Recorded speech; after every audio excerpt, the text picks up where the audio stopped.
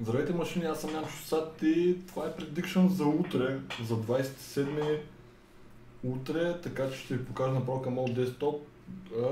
Разбира се, както обещахме, в дните, когато ни даваме предикшъни, просто скипваме мачове, но за утре предикшъните са ни следните: Mouse Sport срещу Space Soldier формат Best of 3 за Game Show, като ние, разбира се, ще заложим на Mouse Sport.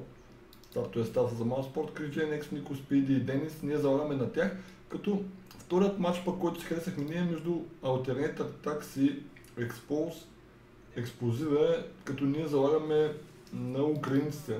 Малко е рисков този бет, но като цяло, това ви го казвам, доста интересен отбор са, между другото, и аз, и по-точно ние, групата CSGO Betantred, точно с тази група, която ви говоря, сме решили и ще заложим на Explosive, така че успех с бета за операция Kinguin 2. Отново е Best of 3 формата. Това са двата мача, които ще бетнем ние за утре. От сега ви ги казваме, за да не се чудите какво става и защо не сме правили до момента влогове или вчера сме пропуснали. Просто нямаше мачове и това е цялата причина, за да не съм пуснал клипче. Сега го правя. Аз след още един лайк на моята лична Facebook страница ще пусна нещо за giveaway, така че налазете, момчета и момичета.